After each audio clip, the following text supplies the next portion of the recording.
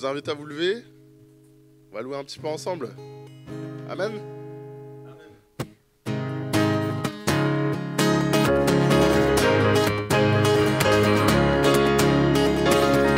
En toi les humbles sont bénis, en toi les faibles sont affermis. Les cœurs brisés, tu établis, donnant la vie. Cet amour qui peut libérer, cet amour qui peut restaurer, nous appelle par notre nom, nous appelle par notre nom.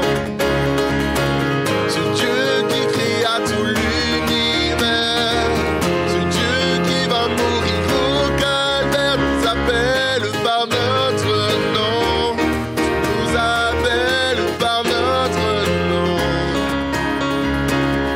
À ceux qui doutent dans la foi, aux chancelants, tu t'en livras, tu les appelles de ta voix. Venez à moi, cet amour qui peut libérer, cet amour qui peut restaurer, nous appelle par notre nom, nous appelle par notre nom. Ce Dieu qui créa tout l'univers, ce Dieu qui va mourir au calvaire, nous appelle par notre nom, nous appelle par notre nom. Oh, oh, oh, oh,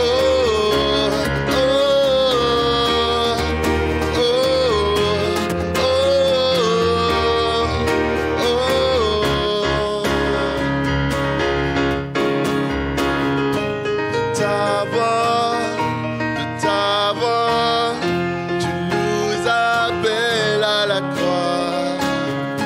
De ta voix, tu nous appelles à la croix. De ta voix, tu nous appelles à la croix. De ta voix, nous appelle à la croix. Cet amour qui peut libérer, cet amour qui peut restaurer, nous appelle par notre nom, nous appelle par notre nom.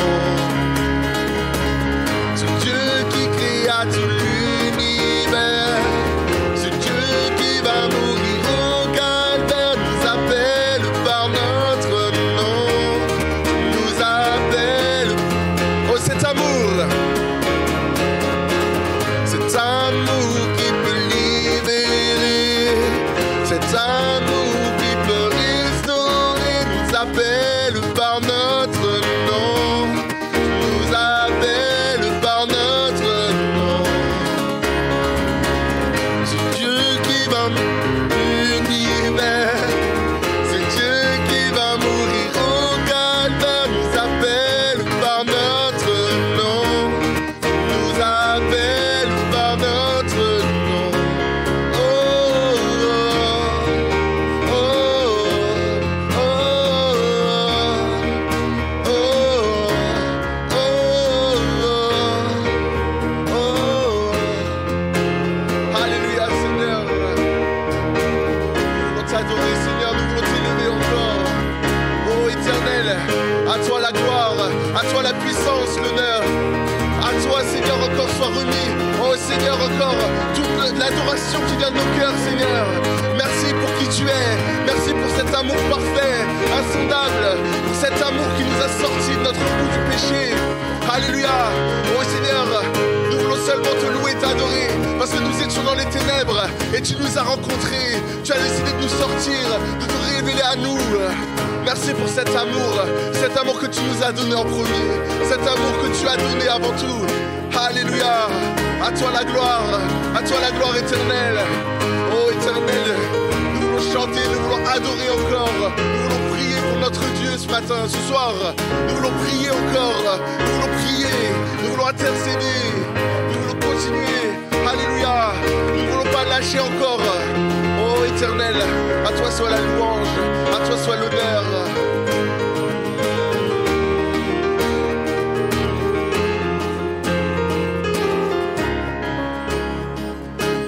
Alléluia.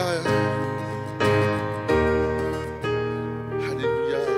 Nous voulons chanter encore qu'il est le roi des rois, le Seigneur des seigneurs. Amen. Gloire à son nom.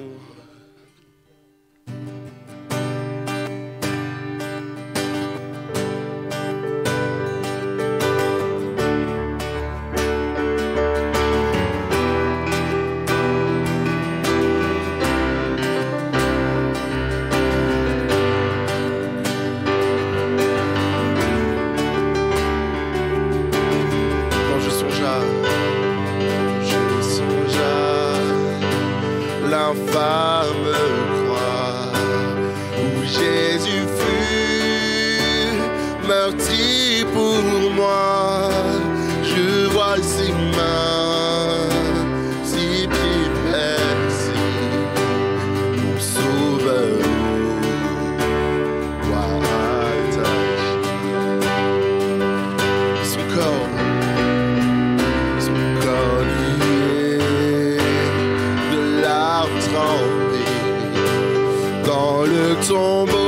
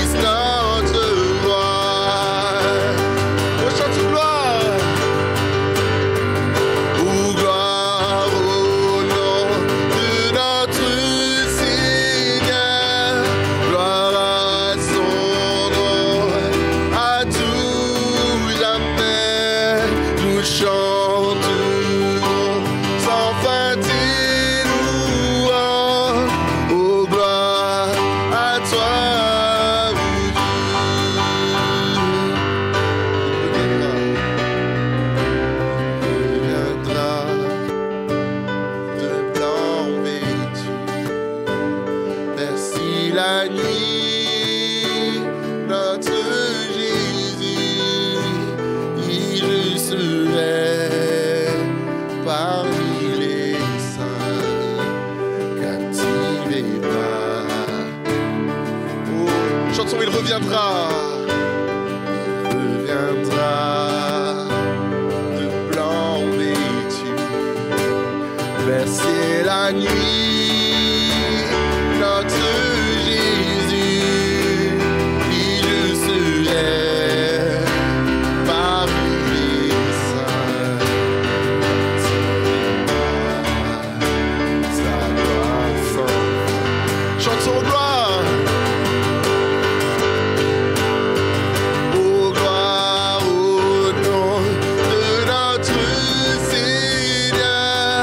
Gloire à son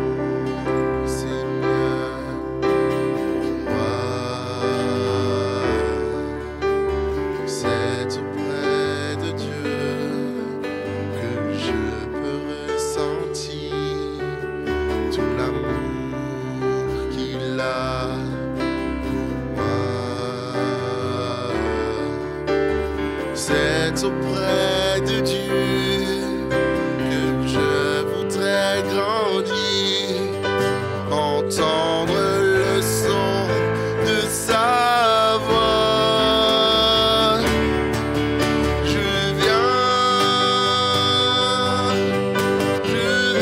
devant le trône, par ta grâce je tiens, en ta présence je lève les yeux vers le lieu saint pour contempler ta face. Je veux rester près de toi. C'est auprès de Dieu que je veux me tenir.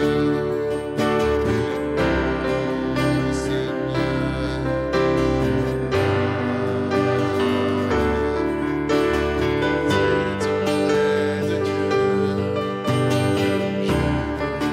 sentir tout l'amour qu'il a. C'est auprès de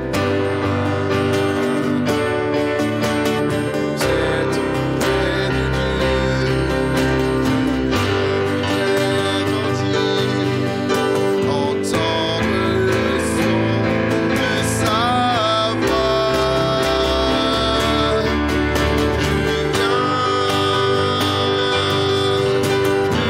viens devant le trône, par ta grâce je me tiens, en ta présence je lève les yeux vers le sein pour contempler ta face. Je viens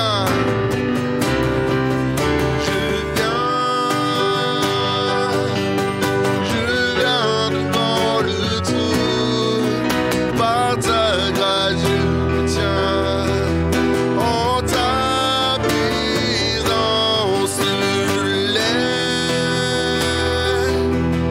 les yeux vers le sein pour contempler ta face. Je veux rester près de. Je veux rester. Je veux rester près de toi, car je suis près de toi. Je suis prêt pour te louer. Je suis prêt pour glorifier ton nom.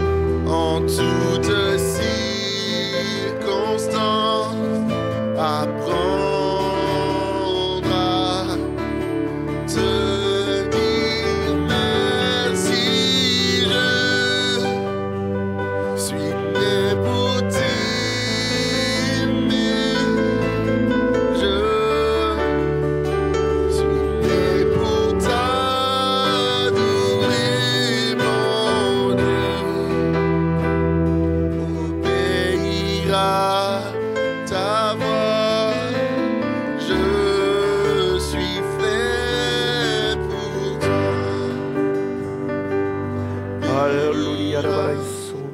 ta voix. Je suis fait pour toi. Oh Seigneur, sois loué et béni. Merci. Merci pour ta présence, oui. Seigneur, nous sommes nés pour te louer, pour t'adorer. Seigneur, aide-nous à t'obéir.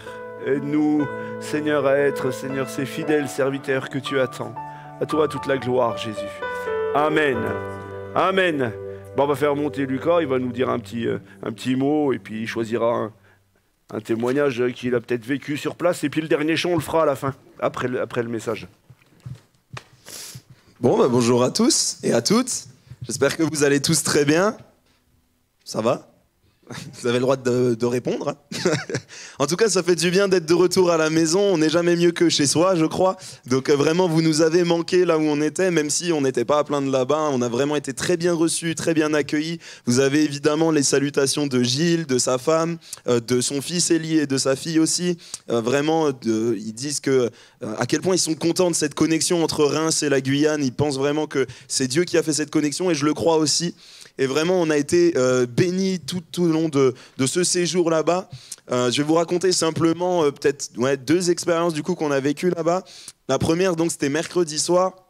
J'avais vraiment reçu de Dieu pour la semaine de parler sur les paraboles et plus de parler pour l'Église, pour préparer l'Église à ce qui allait arriver, à ce qui allait se passer. Et bien entendu, ça s'est passé parce que on avait l'Église qui était là toute la semaine, et vraiment le week-end était rempli de plein. C'était vraiment un week-end de jeunesse et rempli de plein de jeunes, plein de personnes qui ne connaissaient pas Dieu, plein de nouveaux. Donc vraiment, le dimanche matin, pour vous donner un ordre d'idée, je pense vraiment qu'il y avait 200-220 personnes. Pour que vous ayez une petite idée, on avait mis les enfants devant sur des tapis par terre parce qu'il n'y avait plus de place dans la salle. Et une fois que les enfants sont partis au club du dimanche, on a rajouté des chaises là où ils étaient et elles ont été remplies de nouveau. Donc vraiment, Dieu a agi.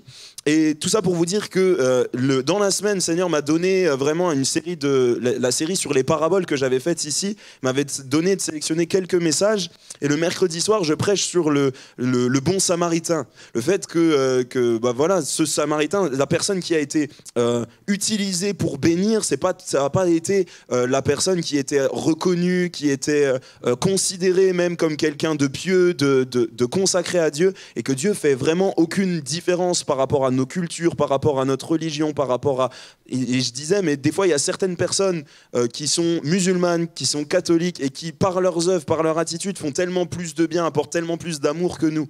Et je disais ça parce que là-bas, il y a quand même cette barrière des différentes cultures. C'est très particulier parce que vous avez plein de cultures différentes qui sont présentes, et en même temps, ça fait comme des clans, comme des cloisons. Les Haïtiens qui parlent très peu aux Amérindiens, qui eux-mêmes parlent très peu aux gens du Suriname, etc. etc.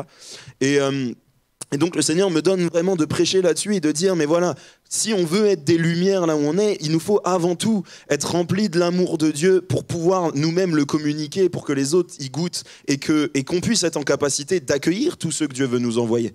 Et donc je prie pour ça, et puis je fais ce temps d'appel là-dessus où je dis, mais à tous ceux qui veulent recevoir et être visités de l'amour de Dieu ce soir, je vous invite à vous avancer, etc. Et puis je vois une jeune fille qui s'avance vers nous. Et comme vous le savez, la Guyane est un terrain très particulier par rapport à l'occultisme, à la délivrance et tout ça. Et cette jeune fille qui était là, je sais qu'il y avait des choses à partir, etc. Parce que l'année dernière, quand on y avait été déjà, on avait été prié chez elle, et elle et sa maman avaient eu une délivrance. Et là, elle était là, et déjà dans la semaine, elle avait déjà eu des manifestations, etc. Et je me dis à l'intérieur, ça devrait être tranquille, on va prier juste pour l'amour de Dieu. Et donc elle s'approche, je lui impose les mains. Dans ma prière, je n'ai rien dit de spécial, j'ai juste dit, mais Seigneur, maintenant tu visites sa vie de ton amour, tu fais descendre l'amour qui vient du ciel, et tout de suite une délivrance vraiment qui se passe sur elle. On a pu prier ensemble, elle était en pleurs à la fin, et c'était assez particulier. Et vraiment, c'est comme si le Seigneur me dit, mais tu vois, c'est mon amour qui brise les chaînes, c'est mon amour qui transforme les vies. Ça, c'était la première expérience que je voulais vous donner. Et puis évidemment, il y a eu plein de choses après dans tout le reste du week-end. Bon, des délivrances, évidemment, il y en a eu d'autres. Il y a eu des baptêmes dans le Saint-Esprit, il y a eu des gens qui ont donné leur vie au Seigneur. Vraiment, on a vécu vraiment un très très bon moment. Et la dernière expérience que je voulais vous partager, c'est une qui est toute fraîche d'aujourd'hui. Donc moi, je pensais que Dieu avait plus rien à nous dire par rapport à ce ce qui s'était passé là-bas et tout.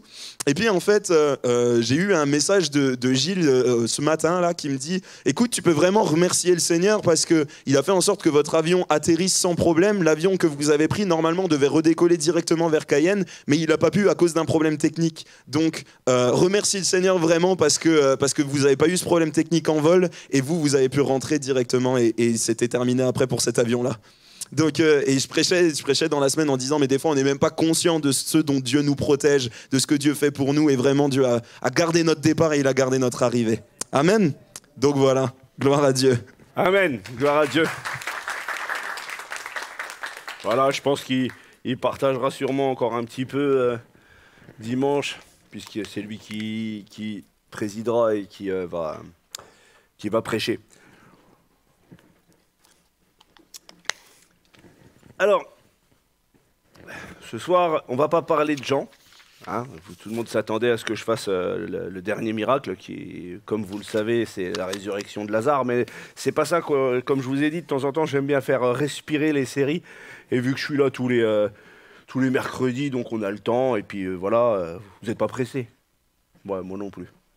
Donc, j'ai eu un petit peu, je sais pas, je vous le partage avec aucune pression sur vous dans ce que je vais dire. Ne le sentez pas pour vous, hein, c'est juste que quand Alain a prêché, je crois que c'est dimanche ou samedi, je sais plus, il a parlé du fait que quand on s'est converti, nous, il y a des années en arrière, on cramait notre vie 100% direct.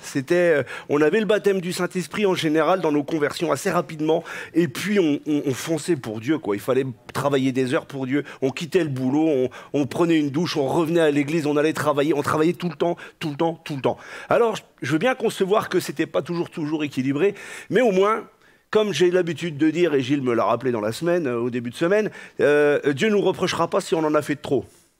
Hein, on est bien d'accord. Par contre, aller lire ce qu'il dit sur les feignants, c'est autre chose. Par contre, je voudrais simplement vous dire que durant toutes ces années, je me suis toujours dit, mais c'est quoi le service en fait que tu attends de nous, Seigneur ? Alors bien sûr, il attend de nous des choses particulières pour chacun d'entre nous. Nous avons tous en tête ce verset qui dit qu'il a préparé des œuvres prédestinées d'avance pour nous. C'est tous ceux qui rentrent dans son plan ne peuvent pas rester sur un canapé.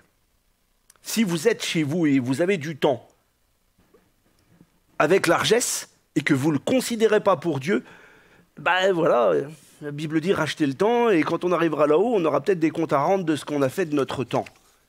Hein, certains ont 70 heures de travail, hein, je me rappelle de mon petit frère qui était dans le service avec moi, un cadre, et quand il y avait des événements, c'était lui le premier arrivé. Mon père disait toujours, alors un père charnel qui n'était pas parfait, mais il disait toujours, si tu as besoin d'un service, José, va voir celui qui travaille, parce que lui, celui qui ne fout rien, il ne viendra jamais. Et il y a une part de vérité. Et Dieu attend de nous que nous soyons des gens qui servent son nom, mais servir son nom, c'est servir selon ce qu'il dit lui, selon ce qu'il veut lui. Et qu'est-ce qu'il veut en fait ? C'est quoi le service de Dieu ? Vous voyez, dans ce chant à la fin, c'est marqué « Je suis né pour t'adorer mon Dieu ». Et ça termine en disant « Obéir à ta voix, je suis fait pour toi ».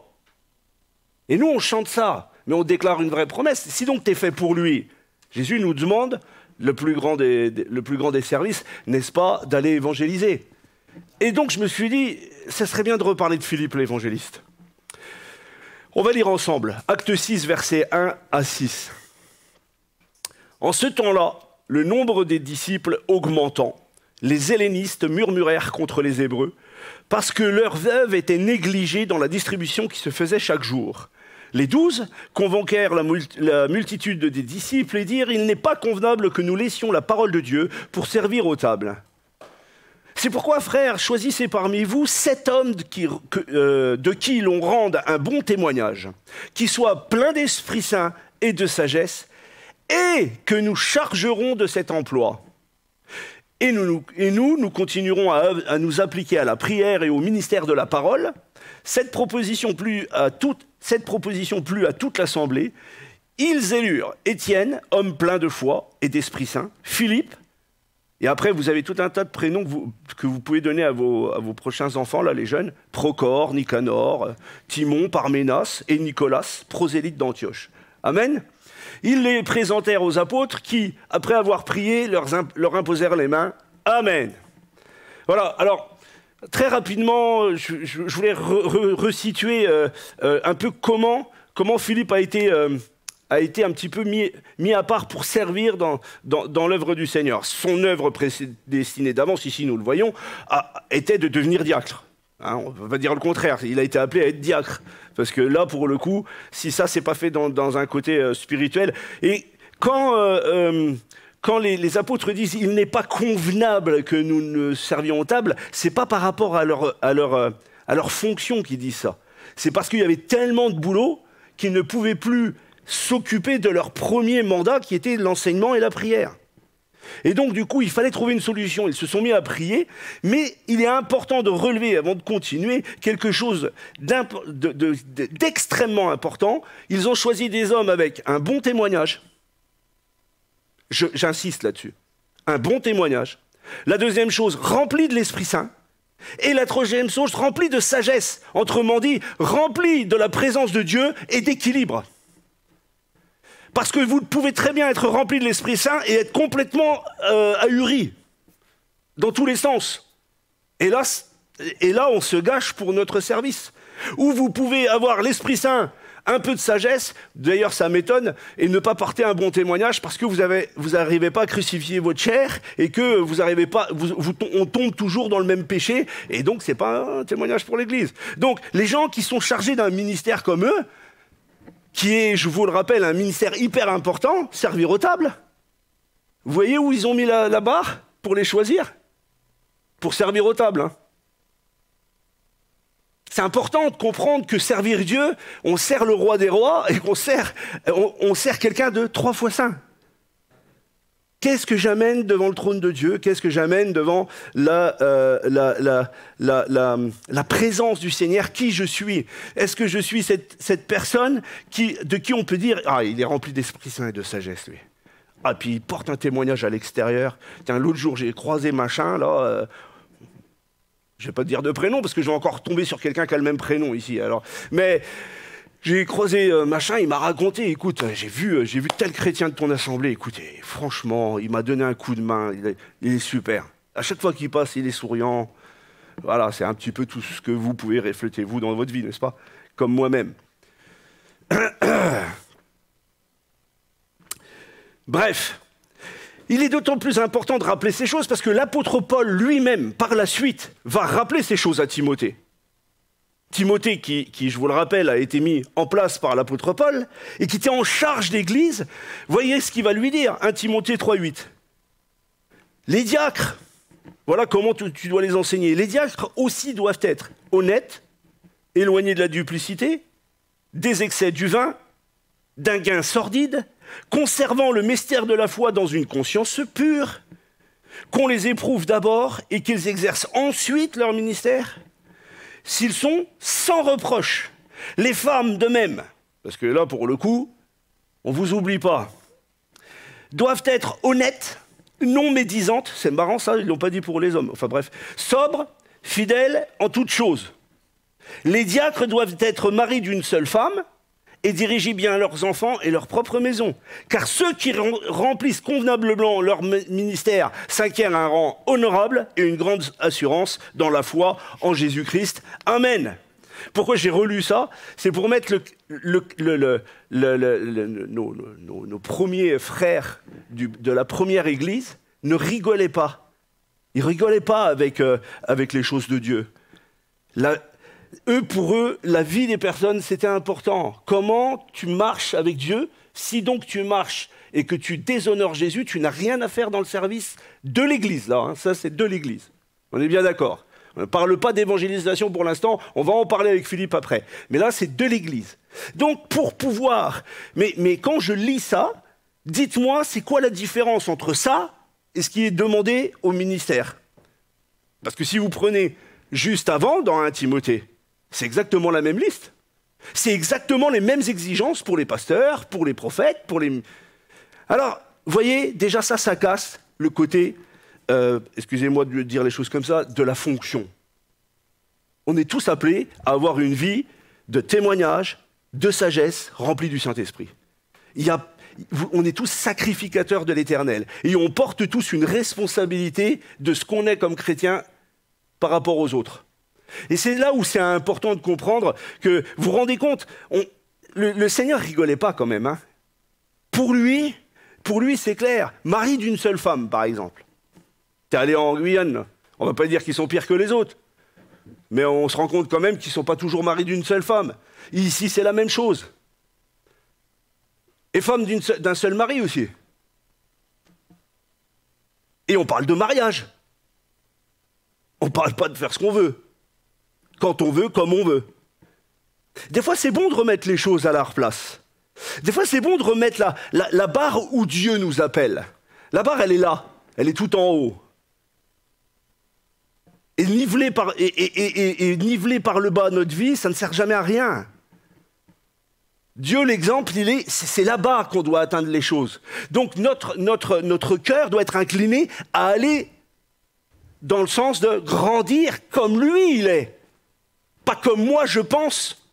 Moi je pense que, moi je sais que, mais on s'en fout que tu philosophes sur les siècles de lumière, on s'en fout que tu nous racontes que tu souffres ou pas. La règle de Dieu, c'est ça. Et après, on peut parler. Mais si on met tout ce qu'il faut pour qu'on souffre par la suite, vous savez, vous ne pouvez pas, avec un violon, vous ne pouvez jouer une belle mélodie que si vous avez l'archet avec. Vous êtes d'accord avec moi? C'est la même chose. Dieu ne peut faire une belle mélodie qu'avec ta vie que si tu acceptes de sanctifier ta vie. Si tu acceptes de sanctifier ta vie. Un des hommes choisis dans la liste, c'est Philippe.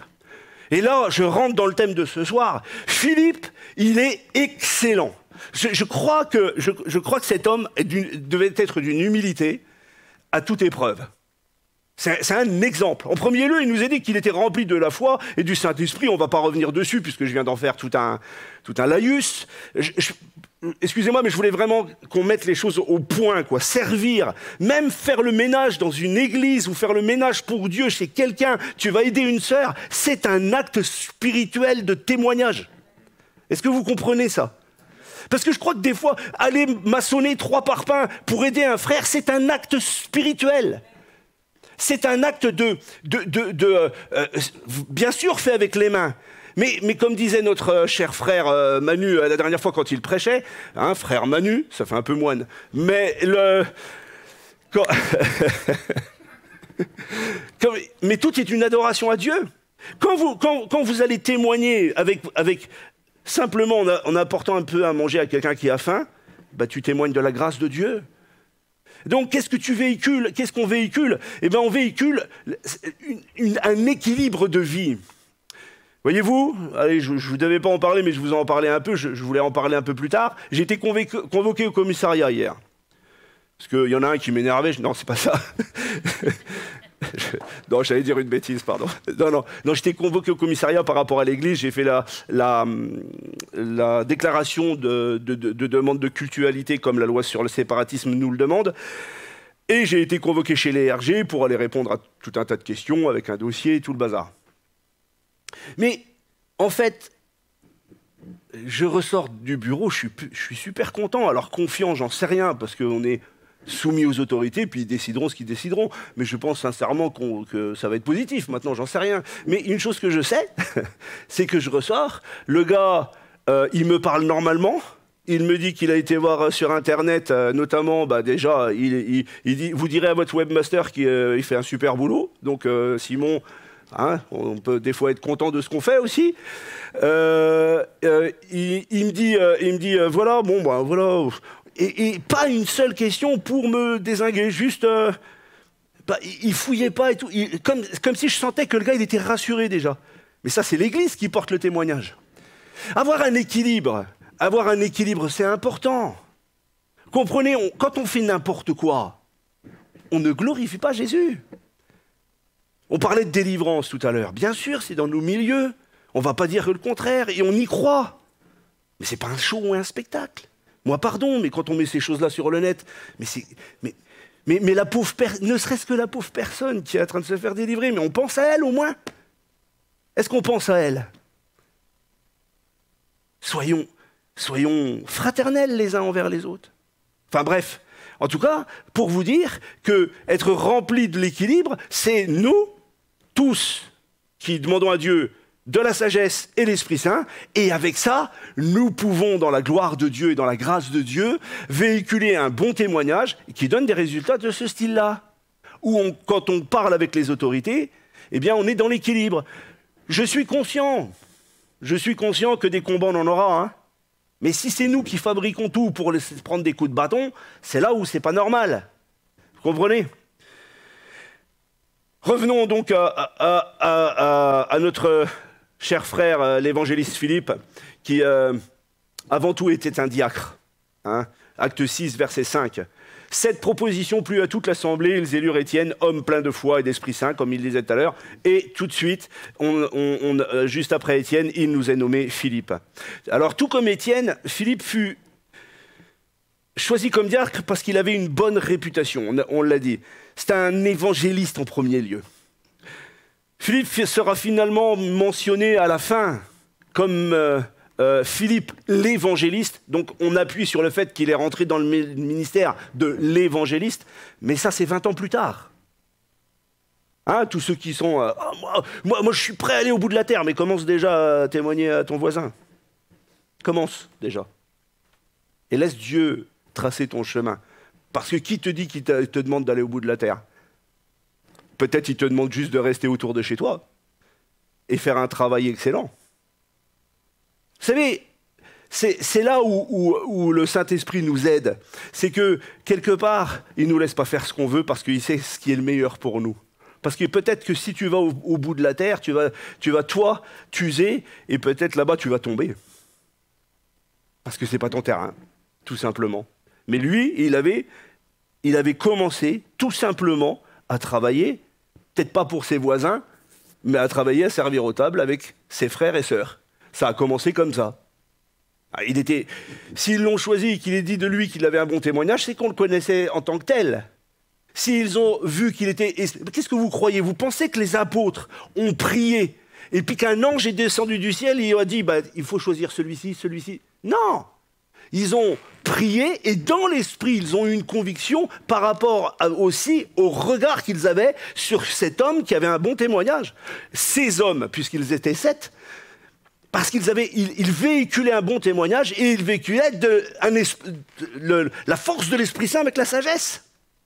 Et quand tu as des gens comme ça dans une œuvre de Dieu, mais Dieu ne va pas te laisser de côté, il va te servir de toi. Il n'y en a pas assez des comme ça. Il en faudrait plein.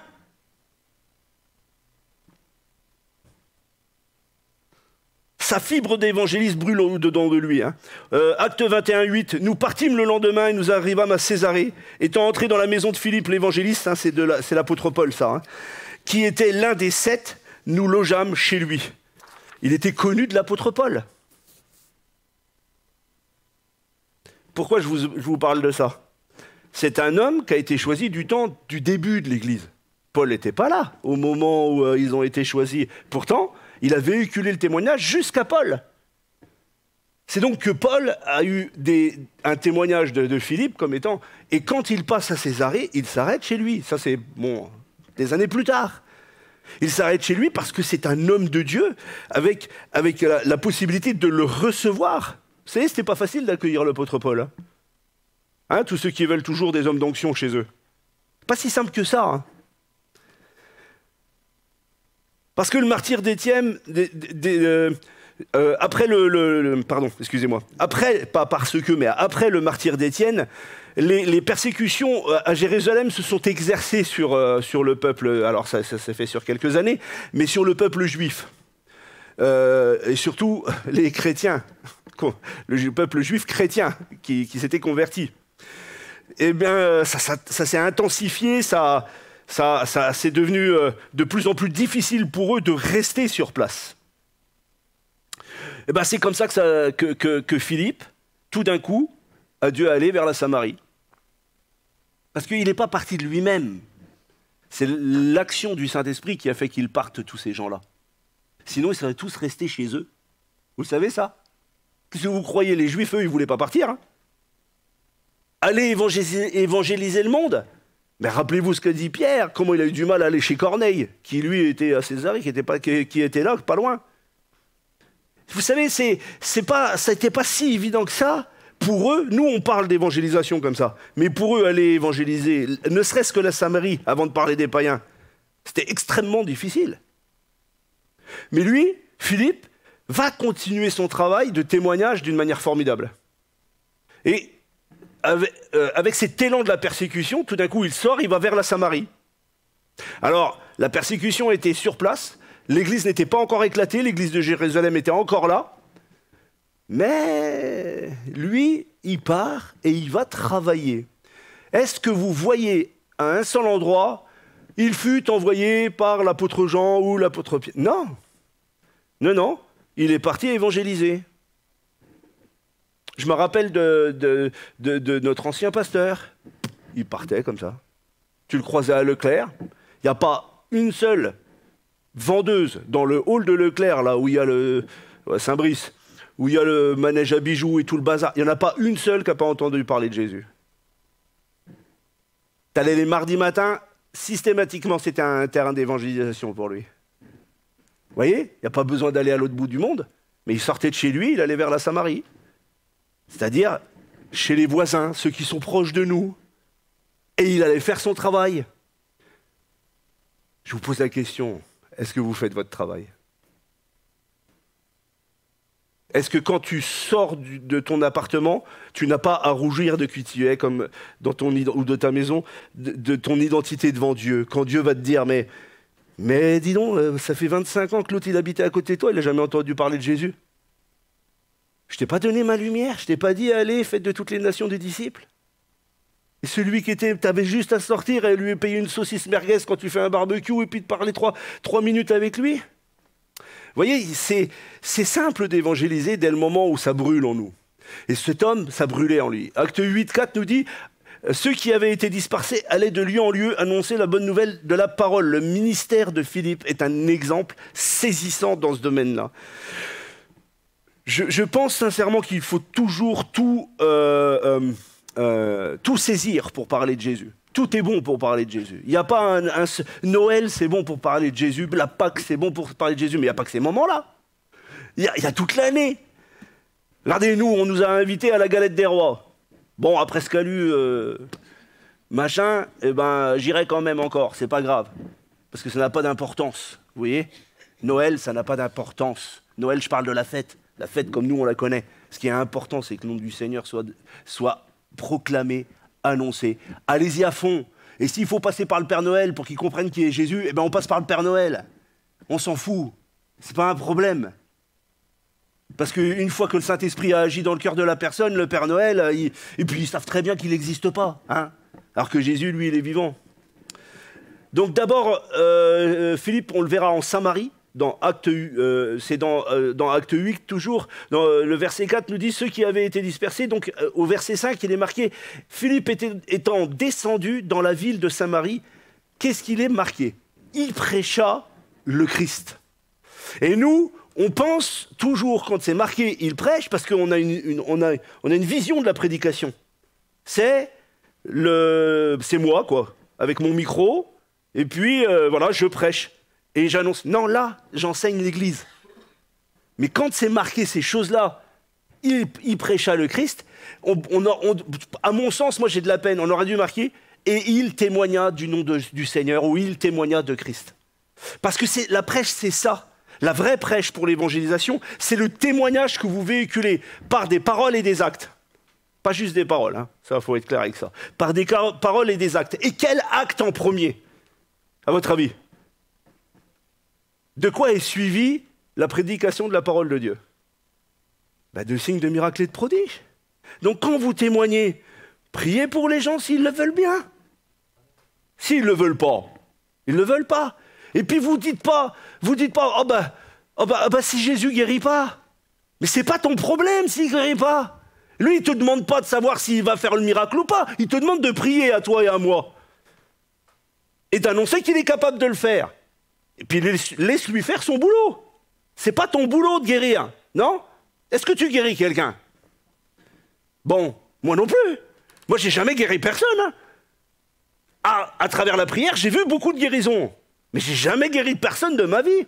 Si j'avais ce pouvoir-là, je serais millionnaire déjà, là. Non? Vous croyez pas? Frères et sœurs, la première des choses, le premier acte d'amour pour une personne, c'est de lui proposer la prière. Et derrière, s'il s'ensuit des miracles, voilà les premières œuvres que vous pouvez faire. Pourquoi Dieu vous refuserait un miracle pour sauver une âme? Expliquez-moi. Est-ce qu'on ose prier pour les gens? Pas les saouler, hein, prier pour eux. Dans la sagesse, rappelez-vous, la sagesse. Des fois, il faut attendre le temps. C'est pas le moment. C'est pas le lieu. Je vais vous donner un témoignage. À un moment donné, j'ai travaillé dans les caves de Champagne. Très peu de temps, hein, quand j'étais plus jeune. Sur Épernay, j'étais en intérim, je trouvais pas de boulot, donc je suis allé travailler dans les caves de Champagne. Et puis, quand j'arrive là-bas, il y avait un chrétien d'une autre assemblée que je connaissais, qui était présent. Il ne fréquentait pas mon assemblée à moi, mais une assemblée sur la ville d'Épernay, comme moi j'habitais Châlons. Et on travaillait ensemble. Et puis moi, voir un chrétien dans le truc, c'est super, quoi. Hein, je dis, voilà.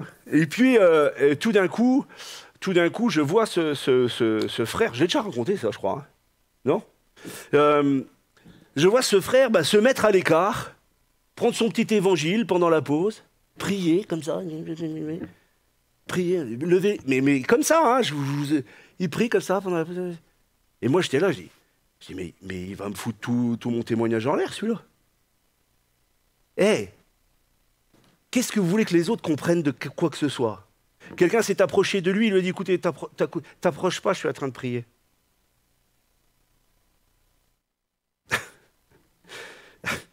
Pardon, je rigole, mais c'est triste.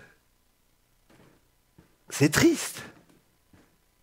Moi, qu'est-ce que je faisais pendant ce temps-là? J'étais à la machine à café, et je parlais des problèmes de société avec les gens, et puis à un certain moment, quand il y en a un qui me disait, tu vois, moi, en ce moment, ça va pas. D'ailleurs, je me rappelle qu'il y en avait un qui m'avait parlé, j'ai un début d'ulcère. Mais voilà, ça y est, voilà la perche tendue. Voilà. Je dis, tiens, allez, hop, lui, j'attends la fin, parce que vous savez qu'un patron vous paye pour un travail, pas pour évangéliser. Donc, quand la pause, elle se finit, on retourne au boulot.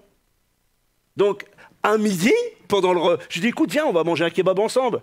Et là, pendant le kebab, je lui dis, écoute, voilà, moi je suis chrétien, écoute, tu fais comme tu veux. Et puis je lui sers, je lui prêche l'évangile comme Philippe. Je témoigne de ce que j'ai vécu avec Dieu. Et je lui dis, si tu veux, on peut prier pour ta guérison. Il a accepté, j'ai prié pour sa guérison. Est-ce qu'il a été guéri? J'en sais rien, j'ai plus jamais revu. Faisons le travail que Dieu nous demande. Et ne réfléchissons pas aux résultats, car vous semez avec peine, et d'autres récoltent avec joie. Et c'est comme ça. Vous allez récolter des choses avec joie parce que d'autres ont travaillé sur les terrains. On récolte l'évangile aujourd'hui grâce à des hommes comme Philippe, qui ont été vers les autres nations, qui ont été vers d'autres peuples, pour que l'évangile nous parvienne à nous aujourd'hui en l'an 2020. 3.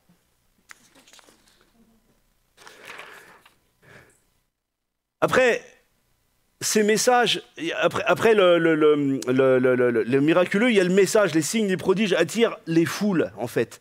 Et ça permet vraiment à l'Église de jouer son rôle après, d'envoyer des messages d'enseignement, etc., etc. Parce que quelqu'un qui est vraiment visité d'une guérison ou d'un miracle, ça va lui faire se poser des questions. Nous connaissons la parabole des terrains, on sait que tout le monde ne viendra pas au Seigneur. On le sait. Il y en a qui le rejetteront. C'est comme ça. Qu'est-ce que vous voulez? Dieu nous a donné un libre choix. Le pire, c'est quand ça touche nos familles. Ça, c'est vrai que ça fait de la peine. Mais ils sont comme les autres. Ils ont le choix. Ils ont le choix de dire oui ou de dire non. Mais celui, sur les 4 terrains, il y en a un qui vient, on est bien d'accord. Mais celui qui vient, il a besoin de grandir dans la foi. Il a besoin de devenir un disciple. Donc le message de l'évangile, maintenant, doit continuer. Il doit être enseigné, formé. Et Philippe l'évangéliste, qu'est-ce qu'il faisait? Quand ils eurent cru à Philippe, acte 8-12, mais quand ils eurent cru à Philippe, qui leur annonçait la bonne nouvelle du royaume de Dieu et du nom de Jésus-Christ, hommes et femmes, ils se firent quoi? Baptiser. Est-ce que vous pensez sincèrement que tous les gens à qui Philippe a parlé se sont tous venus au Seigneur et ont accepté Christ en Samarie? Ben non, ça se serait, sinon on nous les aurait dit, toute la Samarie fut convertie. Non, mais ceux qui ont cru furent baptisés. En gros, ça veut dire tous sont rentrés dans le royaume de Dieu et ont commencé leur marche de disciples et avaient besoin d'être enseignés. C'est le résultat de son service. Et maintenant, je fais une parenthèse, c'est un gars qui servait aux tables. C'était pas l'homme d'onction qui a 10 000 personnes dans son église. C'était pas le grand apôtre Pierre à qui Jésus a dit voilà, tu es heureux Pierre, car c'est mon Père qui est dans les cieux qui t'a révélé que je suis le Fils de Dieu. Non, c'était Philippe qui servait aux tables. Et lui, il a eu ce résultat-là. Frères et sœurs, vous savez, le Seigneur, quand on arrivera au ciel, il ne me demandera pas si j'étais un super pasteur, avec une super onction, parce que ça lui appartient. Il me demandera, t'as fait quoi de ta vie et qu'est-ce que t'as... Ah si, il va me demander qu'est-ce que t'as enseigné, puisque c'était les œuvres que Dieu me demande à moi. Mais il vous demandera la même chose. Il vous demandera, mais alors, je t'ai donné ma vie, et puis donc t'es rentré dans les eaux du baptême, et puis après t'es resté bébé jusqu'à la fin. Non, il faut... Frères et sœurs, le Seigneur vous attend. Il a besoin... j'aime pas dire ça, il n'a pas spécialement besoin de nous, puisque c'est Dieu, et en même temps, il a choisi d'avoir besoin de nous, si je peux m'exprimer ainsi. Et il a dit, c'est vous qui porterez ma lumière. Ben, c'est juste extraordinaire, c'est une joie, c'est super, mais imaginez la responsabilité que Dieu nous a donnée. Mais on donne des responsabilités à des gens comme ça, à des gens à qui on fait confiance normalement, n'est-ce pas? Si tu es patron et que tu as un super outil, mais qui est difficile pour s'en servir, c'est difficile, c'est assez complexe, tu vas donner ça à ton meilleur technicien. Et imaginez, Jésus a dit, moi, j'ai la lumière qui sauve les âmes, et c'est vous, les chrétiens, à qui je donne ma lumière, et c'est vous à qui je donne la responsabilité de le faire. Mais on devrait tous être joyeux et courir à aller annoncer l'évangile. Comprenez? C'est un cadeau de Dieu, ça. Nous donner la possibilité de prier et d'avoir des résultats. C'est un cadeau de Dieu, ça. Nous donner la possibilité d'être entre frères et sœurs et de vivre des moments de communion fraternelle avec son onction, sa présence, c'est un cadeau de Dieu, ça. Aller vers les non-croyants et leur apporter l'évangile, mais c'est une joie. Ça doit brûler en nous.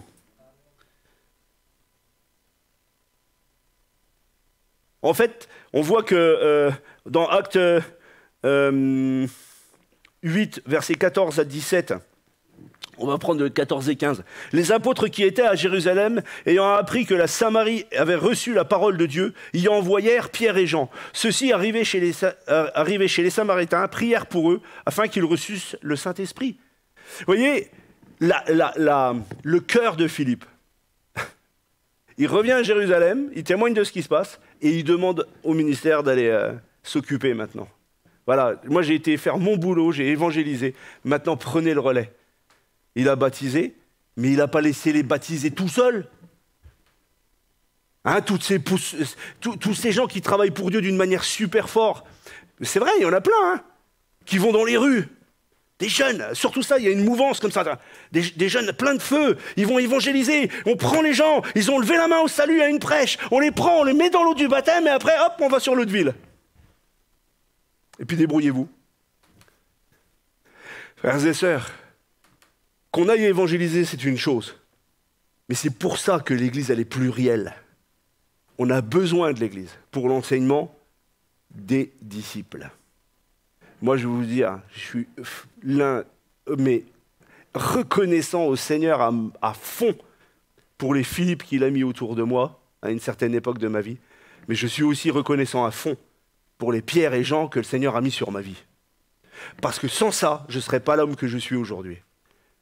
Franchement, ne séparez pas les choses. Les ministères, ça ne se sépare pas.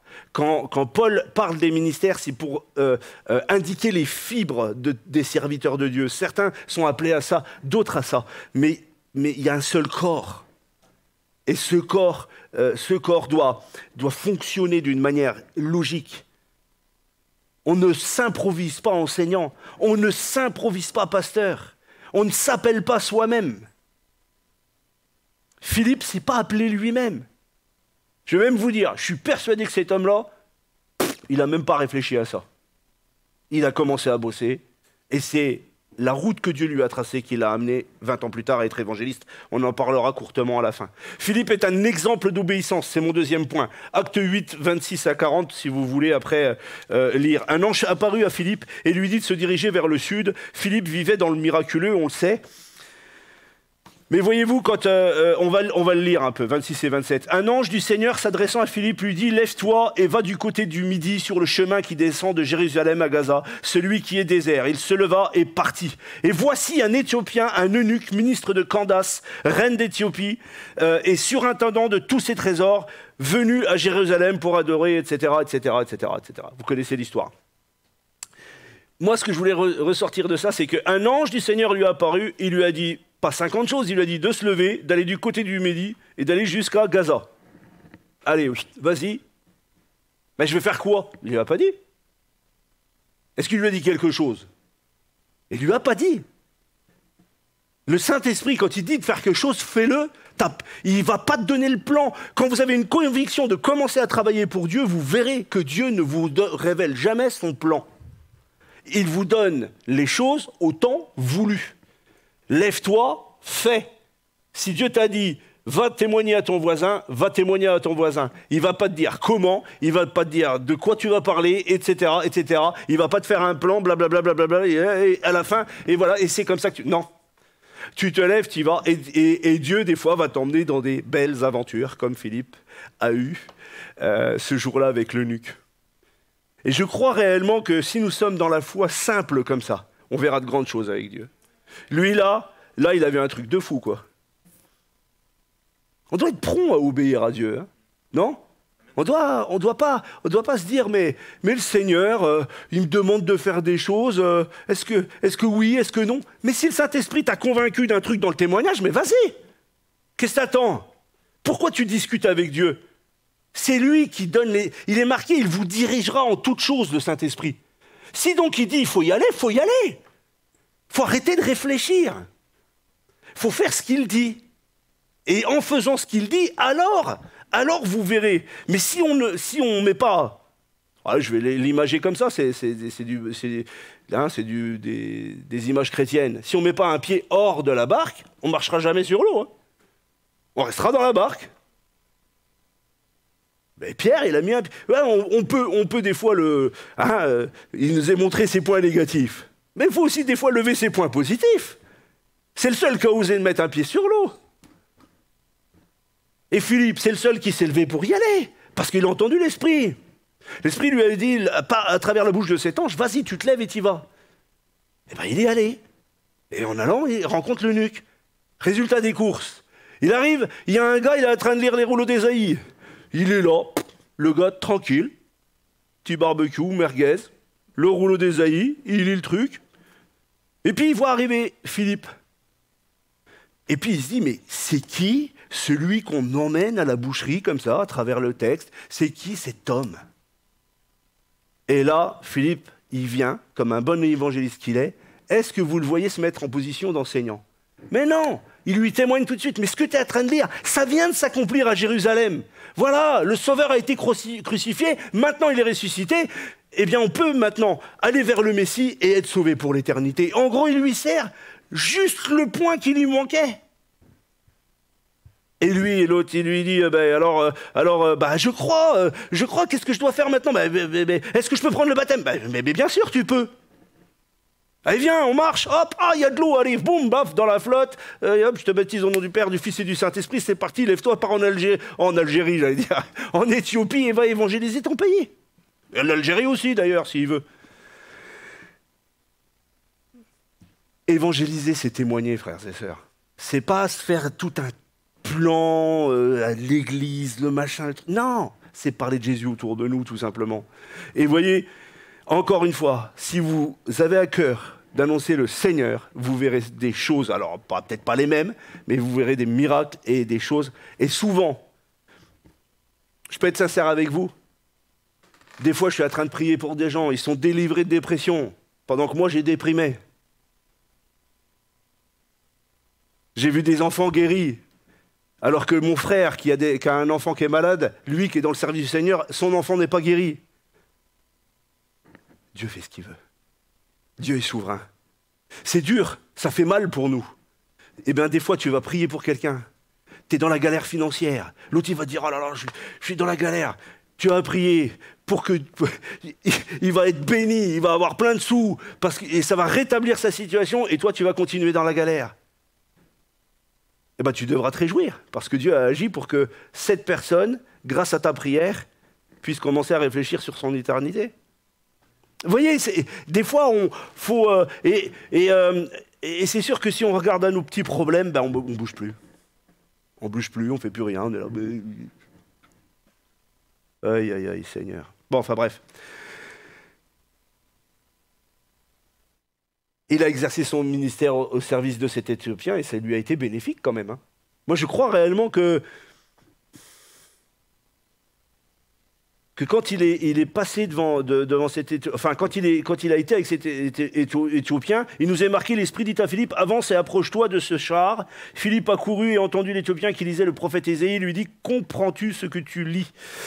Comment dès la première parole, il a pu savoir qu'il était en train de se poser des questions sur le rouleau? C'était un Éthiopien qui connaissait la parole de Dieu. Il n'était pas là par hasard, il était venu faire la Pâque à Jérusalem. C'était un Éthiopien, mais juif, de religion. Mais comment il a pu tout d'un coup avoir cette réflexion, comprends-tu ce que tu lis? Eh bien, rempli de l'Esprit Saint et de sagesse. Au moment opportun, le Seigneur lui a donné les paroles. Ça aussi, c'est un miracle. Quand tu témoignes, Dieu te donnera ce que tu dois dire. Ne réfléchis pas, je vais faire comme ci ou comme ça, ou te mets pas des méthodes. Parle de Jésus simplement, et Dieu, sur le moment, donne des paroles. Peut-être même auras-tu des paroles de connaissance sans même que tu t'en rendes compte sur la vie de la personne. Ça, j'ai déjà vu. Hein. J'ai déjà vu des gens revenir en disant « dis donc, j'ai abordé un thème, ça était en plein dans le mille de ce qu'elle vivait, la personne. » C'est des paroles de connaissance. On ne le sent même pas. Dieu le donne pendant qu'on témoigne, point. Parce que l'autre a besoin d'entendre afin de l'amener à lui. Acte 8, 35 nous dit, alors Philippe, ouvrant la bouche, commença par ce passage, lui annonça la bonne nouvelle de Jésus, etc. Je vais passer le côté baptême de l'Éthiopien. Mais quand même, la seule chose qu'il a quand même dit dès le départ, une fois que ça a été annoncé, je crois que Jésus-Christ est le Fils de Dieu. Amen. Et ça, quand quelqu'un déclare ça de tout son cœur, vous savez que vous avez atteint le but. Vous savez que vous avez atteint le but. Ça veut dire qu'il a reconnu le Sauveur. Après, des fois, je me rappelle, il y avait un jeune chrétien, il y a des années en arrière, il me disait, mais après, on fait quoi? Il vient à l'église, et puis on enseigne, on marche ensemble, et puis il devient lui-même quelqu'un qui va véhiculer la bonne nouvelle. Ah bon? Il n'y a pas d'autre chose à découvrir? Ça, c'est le piège du chrétien qui veut toujours du nouveau, du renouveau. Mais il a tout accompli. Hein. Il n'y a pas de nouveau après Jésus-Christ. Il a tout accompli pour nous. Une fois que vous avez découvert Jésus, qu'il est dans votre vie, vous avez tout, ça y est. Vous avez surtout la responsabilité, comme nous, comme on le lit ce soir, tous la responsabilité de véhiculer notre témoignage afin que le maximum soit sauvé. Galates 2:20 nous dit, j'ai été crucifié avec Christ et si je vis, ce n'est plus moi qui vis, c'est Christ qui vit en moi. Si je vis maintenant dans la chair, je vis dans la foi au Fils de Dieu qui m'a aimé, qui s'est livré lui-même pour moi. Amen. Ça, c'est réellement ce qu'on devient, cet eunuque quand il a pris, grâce à un travail d'évangélisation, je dirais, pardon de le dire comme ça, je ne lui fais pas offense, mais simple, une discussion toute simple, derrière un tout petit point, voilà ce qui est devenu la vie de notre Éthiopien. Il a été crucifié avec Christ. Et s'il vit maintenant, c'est plus lui qui vit, c'est Christ qui vit en lui. Est-ce qu'on peut le dire pour notre vie? Est-ce que c'est Christ qui vit en moi? Réellement? Est-ce que c'est Christ qui vit en moi? Combien de temps tu donnes à Dieu dans la semaine? Combien de temps je donne à Dieu dans la semaine? Je ne demande aucune réponse. Chacun a sa vie, mais je veux dire, des fois, soyons sincères. Des fois, on n'en donne pas beaucoup quand même. On pourrait des fois en donner plus, quoi. Mais je parle pas pour vous, je parle pour moi. Je suis persuadé qu'aujourd'hui, dans notre société de loisirs, il y a beaucoup de choses qui nous emmènent à réfléchir à autre chose. C'est dommage. Ça ne veut pas dire que je ne donne rien à Dieu, hein, c'est pas ce que je suis en train de dire. Je dis simplement, des fois, quand on fait le prorata des choses, on se dit, mais mince, franchement, j'en perds du temps. Hein. Je me rappelle des fois, par exemple, j'aimais pas trop la réunion de prière du mercredi soir dans mon ancienne église quand j'étais jeune chrétien. Ah, je vais vous avouer un truc. Si jamais mon pasteur il me disait « Ouais, tu veux pas partir vite fait, j'ai un truc à récupérer ». Ah si, dès le moment où je pouvais ne pas être à la réunion de prière, je me barrais. Parce que pour moi, c'était compliqué de prier 1 heure au tout début avec les gens. Hein, c'était 1 heure de prière et une exhortation d'1 demi-heure à l'époque. J'avais du mal, alors, mais à un moment donné, je me suis senti mal devant le Saint-Esprit. Je me suis dit « Mais attends, Jésus t'a délivré de la drogue, machin et tout, puis c'est comme ça que tu le remercies? Non, je vais revenir à la réunion et je vais être fidèle, je vais être là tout le temps. Bon, j'ai fait ce que j'ai pu, et des fois ça n'a pas toujours été facile, mais franchement, je me suis mis une règle de vie. L'église, si j'ai une chose à dire sur l'église, même avec les souffrances que j'ai vécues, n'a été qu'une bénédiction du début à la fin. L'église locale, hein. Je ne vous parle pas de l'église universelle. Hein. Acte 8, 39. Quand ils furent sortis de l'eau, l'Esprit du Seigneur enleva Philippe et l'eunuque ne le vit plus, tandis que joyeux, il poursuivait sa route. Quand tu as fini ton travail pour le Seigneur en termes d'évangélisation, tu peux continuer ta route. Vous voyez, je vous donne un témoignage. Il y a des fois, on va accompagner des gens, on va prier pour eux, on va leur témoigner. Mais quand on leur a déjà tout donné, après, c'est à eux de faire le choix. Là, le choix a été fait, c'était une issue heureuse pour le Seigneur, puisque l'eunuque s'est converti.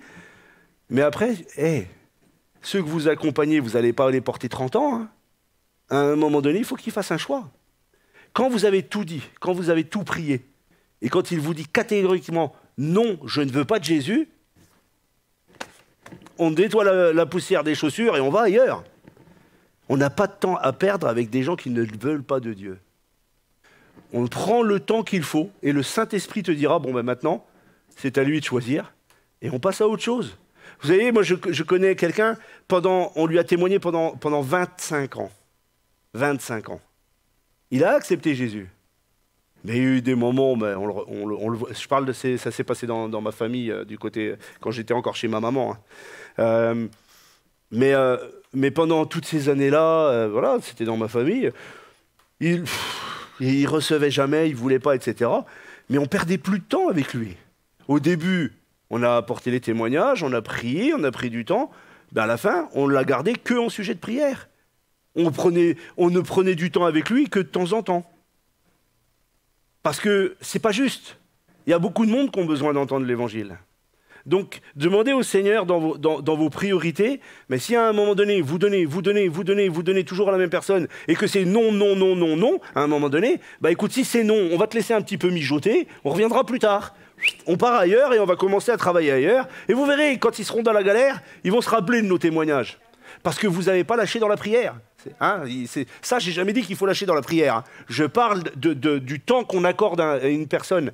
Moi, je sais que Fred, par exemple, avait un ami, pendant 8 ans, il l'a suivi, etc. Et tout. Puis à la fin, cet ami lui a dit, écoute, maintenant ça fait 1 an ou 2, il a recroisé, on ne te voit plus, etc. Et tout. Fred, il dit, écoute, tu sais ce qu'est ma vie? Il lui a répondu comme ça, tu connais ma vie, tu connais les chrétiens, tu es venu de temps en temps à l'église, tu as vu, etc. et tout. Fais un choix. Mais moi, ma vie, c'est aussi de faire l'œuvre de Dieu. Et il pouvait se permettre de lui parler parce que c'était quelqu'un qui a fait des petits parcours dans l'église, mais qui ne s'est jamais converti. Et il dit, mais maintenant tu as ton choix. Si tu as envie de faire des temps avec nous, viens à l'église. Tu sais où je suis. Pas facile à dire ça à quelqu'un que tu aimes, c'est un pote depuis des années, enfin voilà. Mais on n'est pas là pour se faire des copains. On est là pour se faire des frères et sœurs. Hein? On n'est pas là pour se faire des copains, on n'est pas là pour faire un club, on est là pour amener des âmes au Seigneur afin qu'elles soient sauvées. Et une fois qu'elles sont sauvées, elles deviennent ton frère et ta sœur en Christ. Comprenez les choses. Je ne suis pas en train de dénigrer l'amitié que vous pouvez avoir, des copines. J'en ai des copains qui ne sont non-croyants, mais c'est pas une majorité. Je parle de copains, je parle pas d'amis.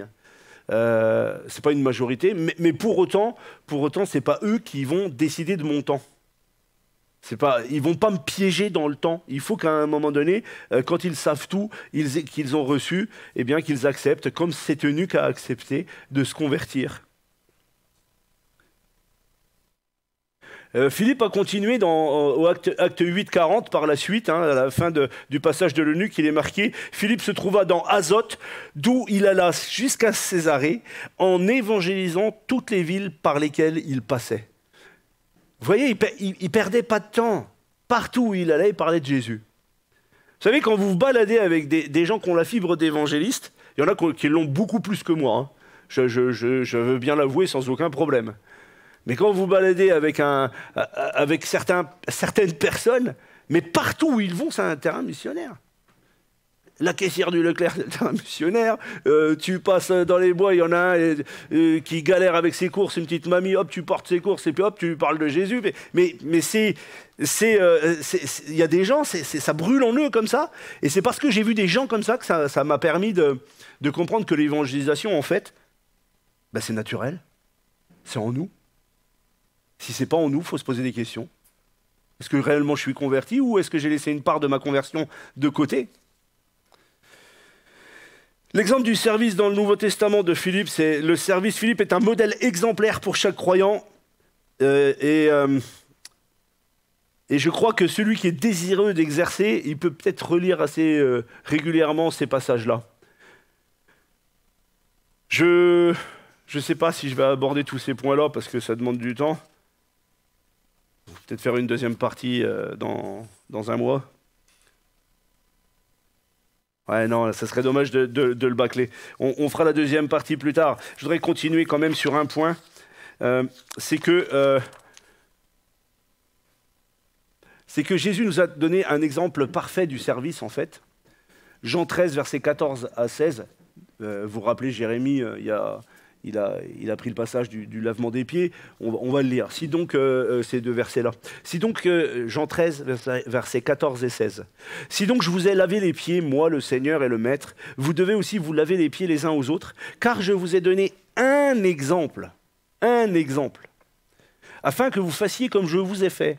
En vérité, je vous le dis, le serviteur n'est pas plus grand que son Seigneur, ni l'apôtre plus grand que celui qui l'a envoyé. Amen.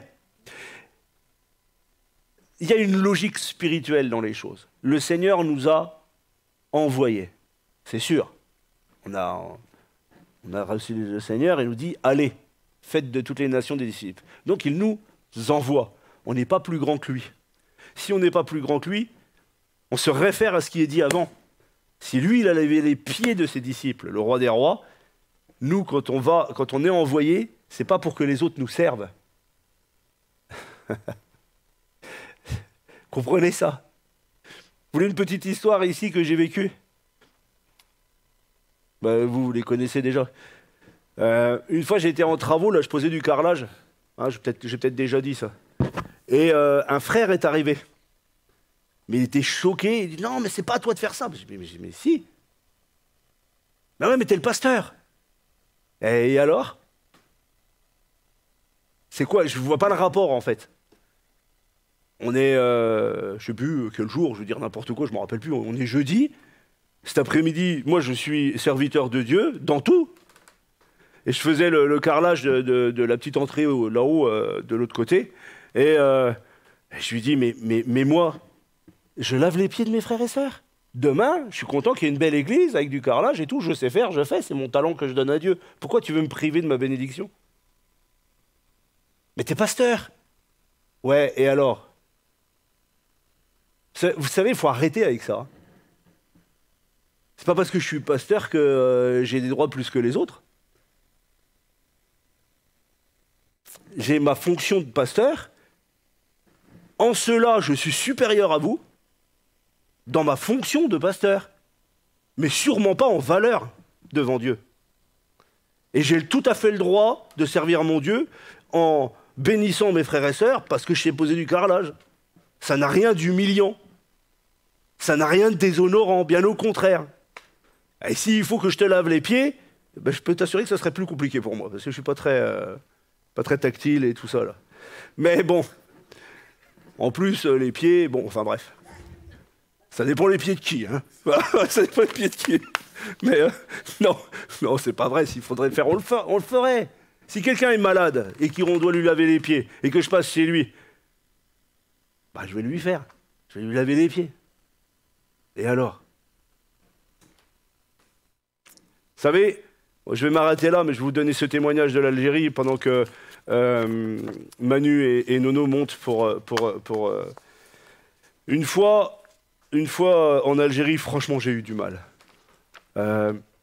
Vous me connaissez, je suis pas narreux. Ils peuvent vous le dire. Hein. Moi, les infections, les machins, j'y réfléchis pas, moi, je m'en fous. De toute façon, je me dis, voilà, je fais attention à moi. J'ai une hygiène, j'ai une hygiène normale, hein, plutôt normale. Hein. Je pue pas, je me lave, je fais attention à moi, je fais attention à ce que je dois faire. Mais je suis pas très, il y a une grippe, tu m'as dit bonjour, je peux pas faire. Bon, c'est tout, c'est comme ça. Je vais pas me mettre une tonne de bandeaux, des masques, des machins. Je suis pas comme ça. Et je comprends les gens qui ont des difficultés avec chez moi, par exemple, ma femme ne boit pas derrière moi, par exemple, elle est hyper nareuse. Bon, chacun est comme il est. Hein, c'est pas grave. Et donc, mais par contre, quand il y a des vraies maladies du style très contagieuses, là, c'est plus compliqué. Et en Algérie, quand j'ai prié pour une femme qui s'est approchée à l'imposition des mains, et sa petite fille, la pauvre mamie, elle avait la lèpre, elle était couverte de partout, elle ne voyait que ses yeux. Et quand elle me dit, c'est mamie, elle a la lèpre, elle voudrait prier pour une guérison, et je dis, on a presque envie de faire un pas en arrière. Hein. C'est hyper contagieux, on le sait. Je suis resté là, et j'étais comme un peu tétanisé 3 secondes, et je dis, Seigneur, je fais quoi? Comment je prie pour elle? Est-ce que je la touche pas? Et le Seigneur me dit, prends-la dans tes bras. Amen, ouais. C'est moi qui devais la prendre dans mes bras. Mais parce qu'en fait, elle avait besoin de ressentir l'amour de Dieu. Ça faisait des années que plus personne ne la touchait, Je la prends dans mes bras, je prie, sa petite fille, elle était en sanglots. Et elle est venue me dire, mais moi, c'est même pas le fait que Dieu guérisse ou pas, c'est juste qu'elle a vécu un moment qu'elle vivait plus depuis je sais pas combien de temps. Je crois réellement que Philippe l'évangéliste était un homme qui, à mon avis, a dû rencontrer tout genre de situations. Là, on extrapole la Bible, hein, mais tu ne peux pas passer de ville en ville. Témoigner, il a dû rencontrer tout style de problèmes. Il est marqué qu'il y prêchait l'évangile, qu'il priait pour les malades, Je pense que c'est quelqu'un qui ne réfléchissait pas au comment ou au pourquoi, mais qui obéissait à Dieu simplement comme un enfant, et il a vu de grandes choses. Moi, je voudrais faire un appel pendant que Manu fait une mélodie à la guitare, et puis vous pouvez peut-être jouer un petit truc. Est-ce qu'on pourrait, pour ceux qui le veulent, se lever, et on va ensemble demander au Seigneur que le Seigneur nous donne ce cœur, comme Philippe l'évangéliste. Un cœur qui ne réfléchit pas, mais qui obéit simplement à ce commandement qui est « Allez, faites de toutes les nations des disciples ». Voilà, en les baptisant au nom du Père, du Fils et du Saint-Esprit. On veut vraiment, ce soir, incliner nos cœurs. Et peut-être ai-je relevé des points où ça t'a bousculé. Peut-être ai-je relevé des points où tu as peut-être jamais réfléchi à ça. Mais est-ce qu'ensemble, on ne pourrait pas simplement se dire, mais Seigneur, donne-nous notre chemin, notre destinée. Et sur le parcours de notre vie, apprends-nous à ouvrir notre bouche. Apprends-nous à parler de toi. Apprends-nous à oser la foi en priant pour les malades, en priant, en offrant la prière, en parlant de toi. Apprends-nous à user du don de la foi que tu nous as donné. Seigneur, je prie maintenant au nom de Jésus que tous ceux qui se sont levés pour recevoir de toi dans ce domaine reçoivent dans l'onction de ton esprit ce soir, au nom de Jésus-Christ. Je te remets encore, Seigneur, ce temps. Fais de nous des instruments d'évangélisation. Des instruments, Seigneur, qui vont porter, Seigneur, la mélodie de ton évangile. Seigneur, au-delà, Seigneur, de nos portes et de nos maisons et de nos familles. Au nom de Jésus-Christ. Amen. Amen. Finissons avec ce chant.